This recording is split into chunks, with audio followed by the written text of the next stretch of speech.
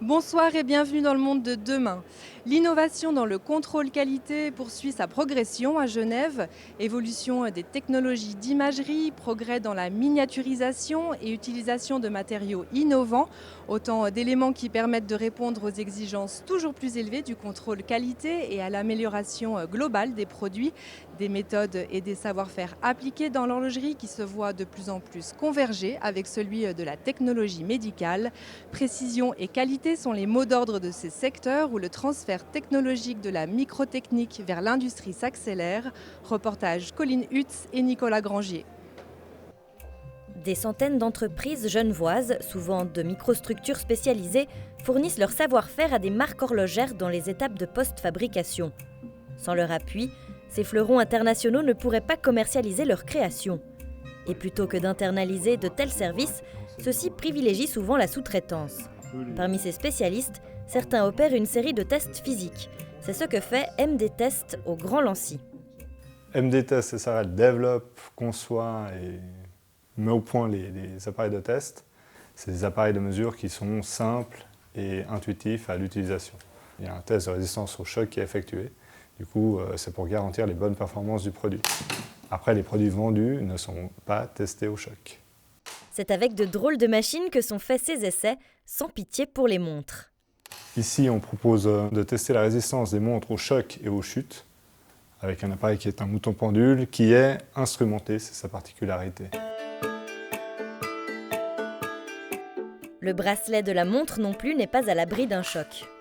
On vient tester la montre entière. Du coup, là, on a un plateau qui va disparaître et l'idée, c'est vraiment que la montre tombe dans la même position que dans laquelle elle est posée ici.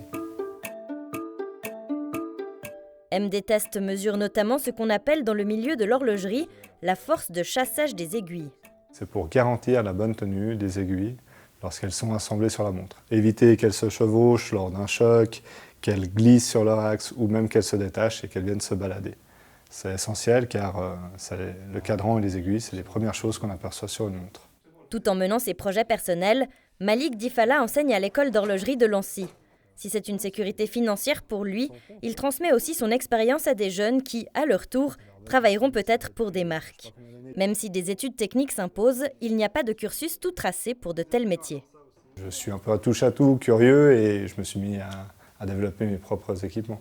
Le cursus, je dirais, il y a la formation de base, et ensuite il y a vraiment la curiosité à développer pour arriver à un objectif. Les qualifications genevoises sont appréciées lors des contrôles qualité des produits.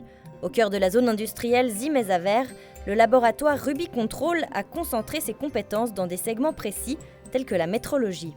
La métrologie, c'est un terme qui est utilisé pour dire qu'on fait du contrôle, donc de la mesure. La plupart de nos clients qui viennent nous amènent des produits qui sont fabriqués, donc usinés, injectés, étampés. Et nous utilisons nos machines de métrologie pour contrôler la conformité du composant avec des systèmes de palpage, d'optique et de lumière blanche. Parmi les 22 collaborateurs, certains scannent des données avec ce type de machine perfectionnée.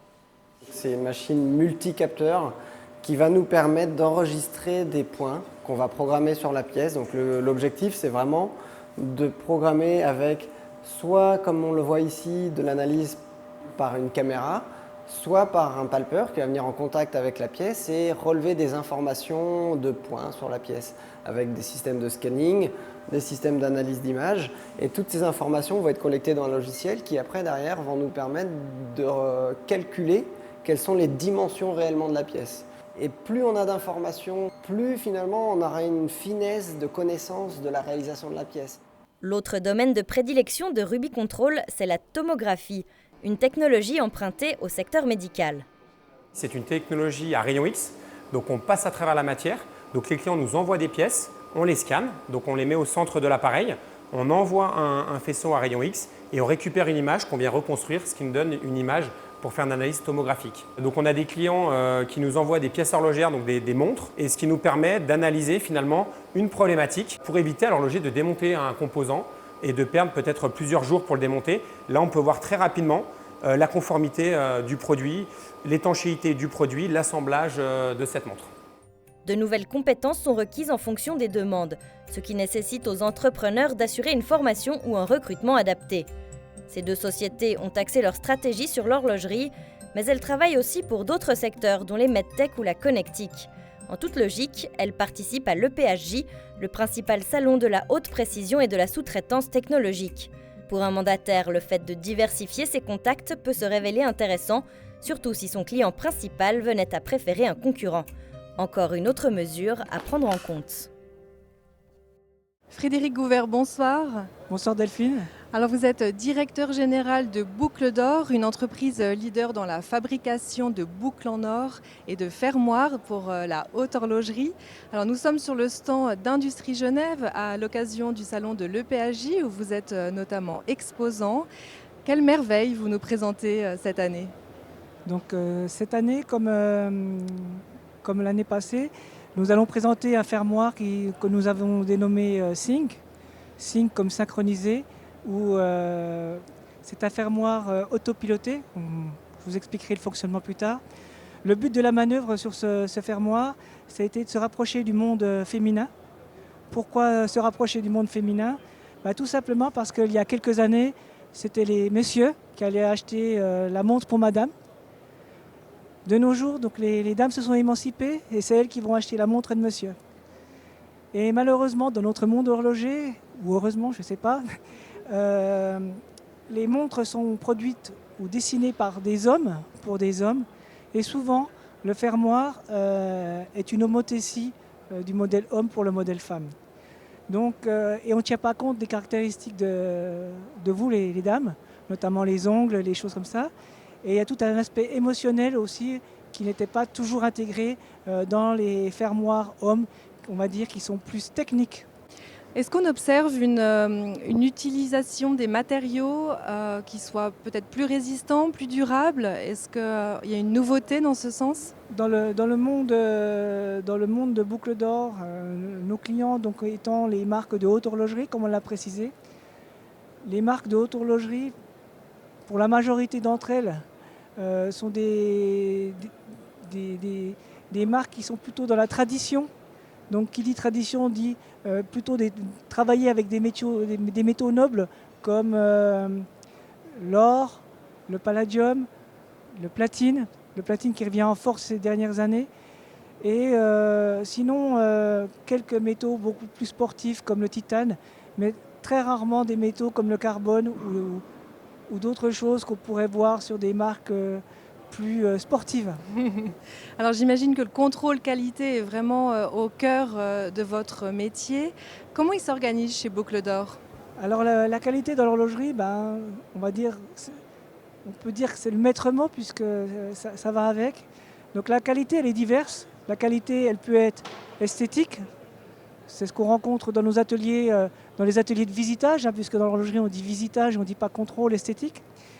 Ça peut être de la qualité dimensionnelle aussi. Donc de plus en plus, nos sous-ensembles, ce sont des sous-ensembles microtechniques et plus seulement un fermoir. Donc qui allie esthétisme et précision. Donc on est obligé de contrôler précisément toutes ces pièces. C'est la qualité émotionnelle aussi, puisque tous nos fermoirs sont contrôlés à 100%. Et quand je dis émotionnel, ça peut être le clic qu'on entend, qui est très important pour rassurer le consommateur. Et puis la qualité, c'est aussi la qualité qui ne se voit pas. C'est-à-dire qu'aujourd'hui, si on veut réaliser un beau produit, si on veut le polir correctement, il faut contrôler la matière dès son entrée, contrôler la structure métallographique, c'est-à-dire qu'on va avec des microscopes très très puissants pour regarder si la matière qu'on a reçue, elle correspond bien à celle qu'on a commandée. Alors on voit aussi beaucoup d'avancées technologiques dans le monde de la qualité, notamment avec l'optique ou encore l'intelligence artificielle. Est-ce que vous observez une évolution grâce à ces technologies ou comment elles arrivent finalement à trouver cette qualité émotionnelle? Donc c'est vrai que tout le monde parle d'intelligence artificielle. C'est les mots de ces derniers jours, intelligence artificielle. Et c'est vrai qu'aujourd'hui, l'intelligence artificielle et les nouveautés dans le monde de l'optique peuvent nous faire penser qu'à moyen terme, ce sont deux technologies qui vont nous aider dans la prise de décision. Alors je dis bien prise de décision puisque dans notre monde qui est le monde du luxe, le monde du beau, ce sont des paramètres qui sont très subjectifs. Qu'est-ce qui est beau? Qu'est-ce qui est acceptable? Qu'est-ce qui n'est pas acceptable? Alors certes, l'intelligence artificielle va nous aider, mais il ne faut pas oublier que l'homme restera toujours au cœur de nos décisions. Nos personnels qualifiés sont là pour ça. Ils apportent leur expertise et leur bon sens. Parce qu'au-delà de tout ça, il faut garder du bon sens pour réaliser de belles pièces. Frédéric Gouvert, merci infiniment. Je vous remercie. Belle soirée. Merci à vous de nous avoir suivis et on se retrouve tout prochainement sur Les Monts Bleus.